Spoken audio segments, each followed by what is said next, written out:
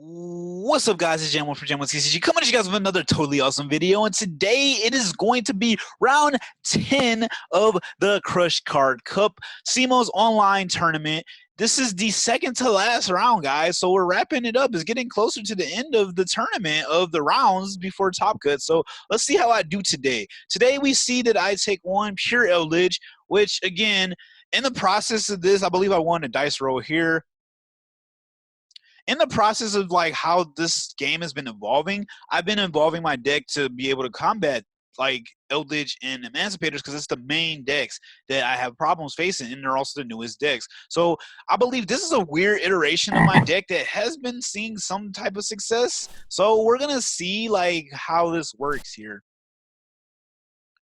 You guys are gonna see like some different cards like coming up soon, either in the next game or in this game. I don't remember, but yeah, I kept a lot of my strategies, but like there's certain cards that were just dead against certain matchups, so I like lost wins and things like that. I just like cut that stuff completely out of the deck to be able to deal with like if I have to face Emancipators or something. Let's see what do I do.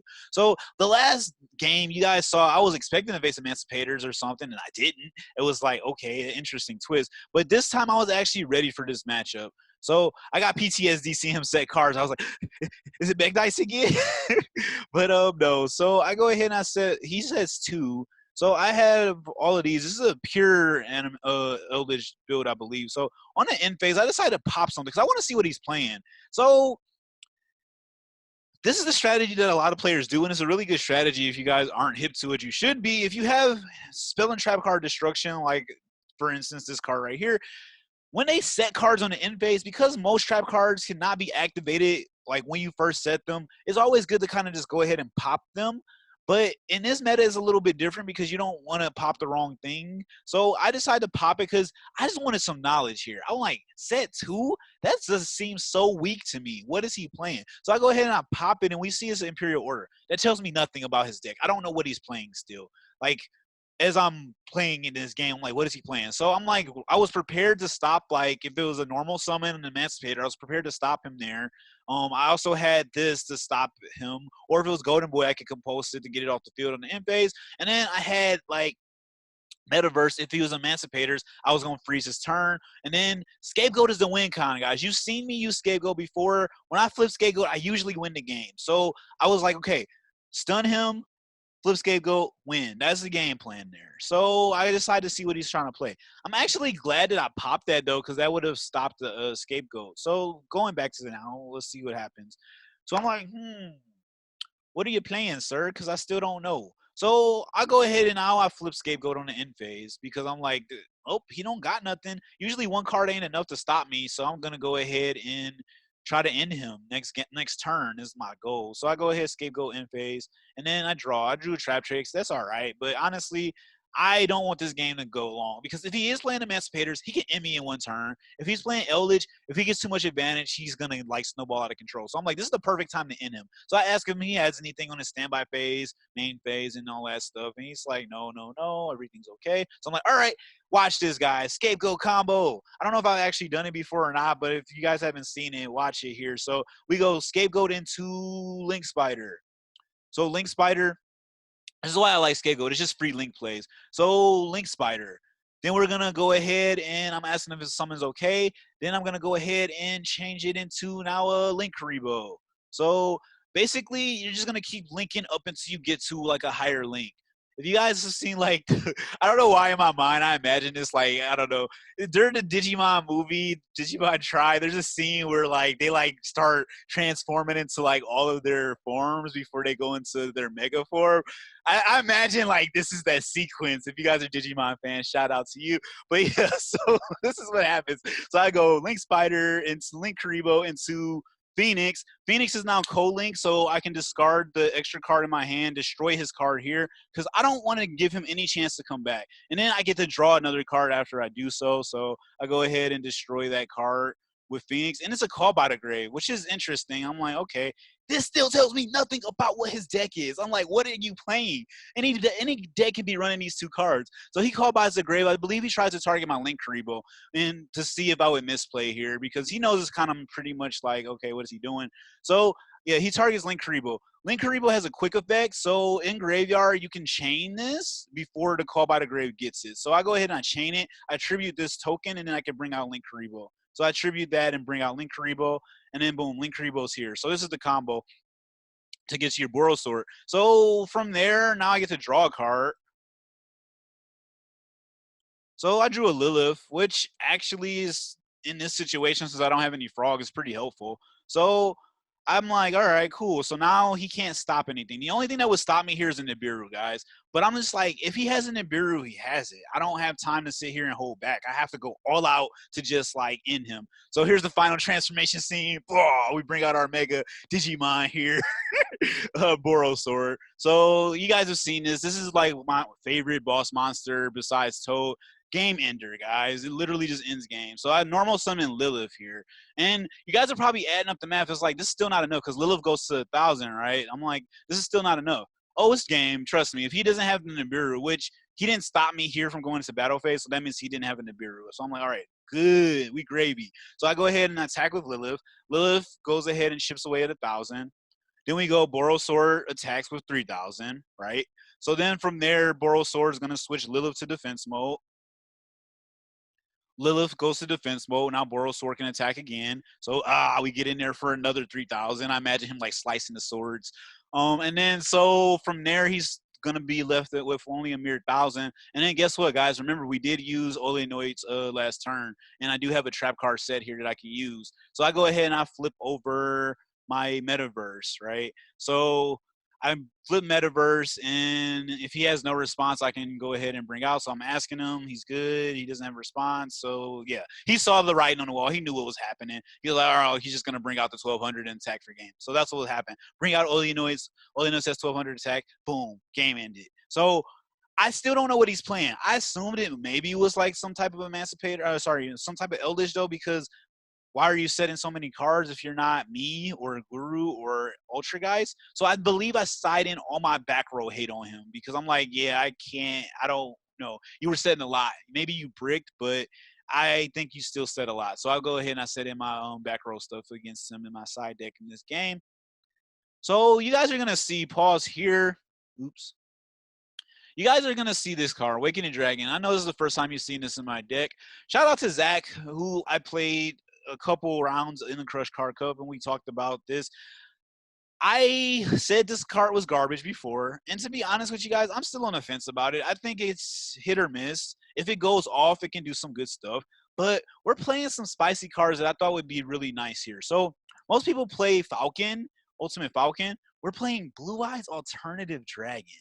So the reason why, maybe I'll display it on the screen so you guys can read it. But Blue Eyes Alternative Dragon, he basically is not destroyed by card effects, and he has a lot more attack. The reason why Falcon is bad right now is because, guys, Falcon only has 3,500, I believe, or 3,200. I can't remember, but it's weaker than a special summon Golden Boy off of his effect. Because remember, when the Golden Lord comes back, he gains 1,000 attack, right? So I didn't want to like have people just crash into the Falcon. So Blue Eyes Ultimate is better because it can't be destroyed and it has more attack. So they would have to make a train basically to get over it. So this is why I'm thinking like, okay, whatever I'm playing, he has back row help. We're also playing the Warrior of the Different World or whatever, Lost World, to like basically force summons off. So I'm like, okay, this is a go second hand, guys. I just want to see what he's playing. I still don't know what he's playing at this point. Then he drops down the Souls.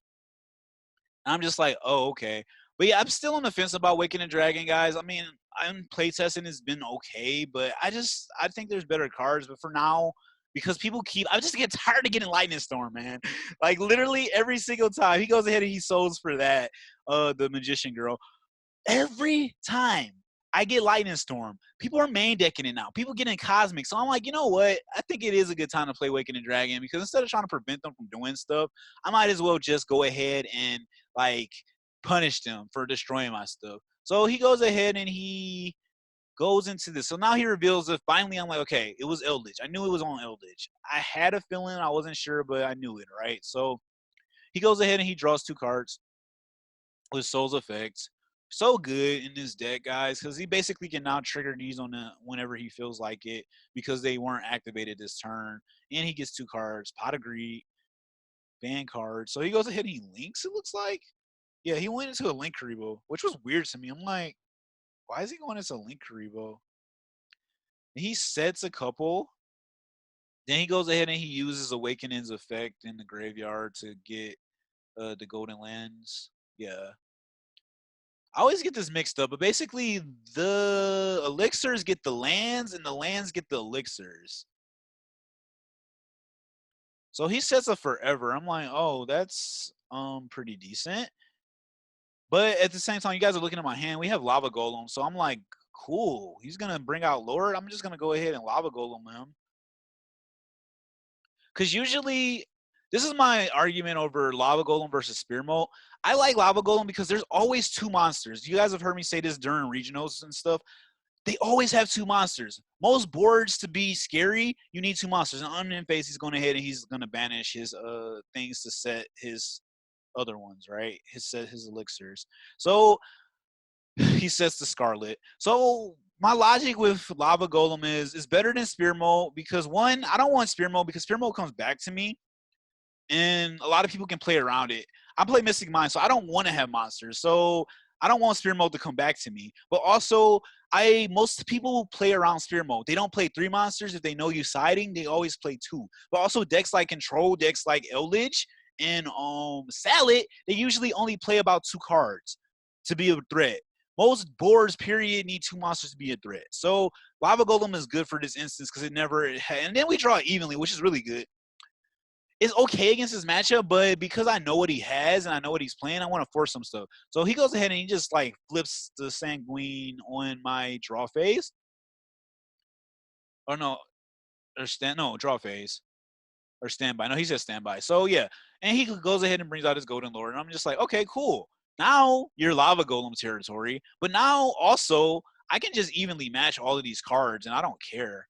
Like, and also the second application of Lava Golem is that, remember, in order for his Golden Land cards to work, they need the Golden Lord on the field. So if I get rid of the Golden Lord, then he cannot use, like, even his Forever, right? Like, he needs cards on the field to be able to do it. So that was the logic here. So I'm going to just go main phase one and then straight up Lava Golem him right here because I'm like, yeah, why not? And again, you didn't see me playing Lava Golem before, but now, like I said, this is me trying to change my deck to make things work better. And against Emancipators, they're disgusting board. You need like something to remove their threats. So Lava Golem has always been my go-to card over Kaijus. Well, it depends on the format, honestly. I like Gamma Seal, Spear Mode, and I tell them, you see me doing this, I tell them I want it right here because you can't exactly do it, so I'm like, move it here. I want to clog up the zone just in case he has any link plays, right? That's why I did that. Zone placement is still important. But yeah, Lava Golem, Spear Mode, or the one Kaiju. So 1, 2, or 3 tributes. In this format, I think 2 tributes is better than 3 because there's not always decks that do 3. So then I just go ahead and straight to battle phase, and I'm going to evenly match him here. Just because I'm like, I don't want to get his stuff in the graveyard. And you see he's already low on resources here. So evenly was good here. And he saved one card. I don't know what he saved, but I know he managed it forever. And I'm just like, all right, so he saves one card. Cool. I don't have to deal with some of these. And as you guys see me playing a resource game here again, now I have more resources. And you see my frogs in hand. So I'm like, oh, yeah, I can make Toad here. So I go ahead and I start trying to make Toad. So I discard water special. You guys see me do this every time. Swap frog effects and another one. And then I'm just going to fast forward it because you guys seen this some million times before. I don't know if I go Coral here. I might have not gone Coral to be greedy. I think I just go into Toad. Let me see. Do I get greedy? Yeah, no. I didn't want to go Coral because I got tired of going Coral and getting stopped like by a DD Crow or something. So I just go straight into Toad from here. And yeah, you see, like I said, he has not much like in his graveyard. So I'm just like, this is good. This is really good right here. I have my Toad out, and he doesn't really have anything to stop it. And this was also bait for this card right here. I don't know what this set card was, I believe, or maybe I was talking and I didn't see him reset it. But I'm just like, okay, this is bait. And then I go ahead and I set Awakening Dragons because now I'm like, if he hits Awakening Dragon with Golden Boy's effect or something like that, while I have Toad out, I'm good. Standby phase, I go ahead and use Toad's effect. I'm good because if I bring out Blue Eyes Ultimate Dragon with Toad next to it, there's really no Blue Eyes Ultimate Alternative Dragon, guys, not just the Blue Eyes. But yeah, there would be no way for him to come back really. without wasting resources. And he doesn't have enough resources to make a train. He needs 2 Golden Lords. There's no way he has access to 2 right now. So he goes ahead and he summons souls. He normal summons souls. I'm like, oh, okay. So he's going to try to draw some cards. Did I think here? I'm like, do I let him get cards? Because you know Toad's effect, I can negate his stuff. I'm like, summon is okay. But I think he's going to try to use the draw effect. It's cost to do that, to send stuff. And he's just doing it for 1, which I was like, interesting. Should I stop that? I'm like, yeah, I don't know if I stop it or not. I believe I do, honestly. No, I let him do it. Okay. I must have been waiting for something else. I don't know what I was waiting for. I think I probably, now thinking about this, I think I was afraid of his side deck. That's what it was. Yeah. No, I think this was a good play. I was like, what if he even leaves me? He might try to crash and then even leave me, so I don't want to do that. So I just let him draw. And then here he goes. He uses the Golden Lord's effect in hand, and he tries to get rid of Toad. This is okay, though, guys, because look, he's losing all his resources to do this. All he has left is these, and then, like, he has 1 card in hand. Again, if he does hit Awakening Dragon, which he probably will, I was just like, he can't stop Ultimate Dragon now, basically. So, yeah, I go ahead and I negate Golden Lord's effect to send Toad because I don't want him to lose on Toad. And then right there, he just scooped. He couldn't really do much, honestly, like I said. Stay tuned for the next episode, the last and final round before Top Cut. And, yeah, we'll see how I do. Click it. It should be somewhere here. And, yeah, let me know what you guys think about this spicy tech here. Oh, you guys can't see it. I'll put it on the screen.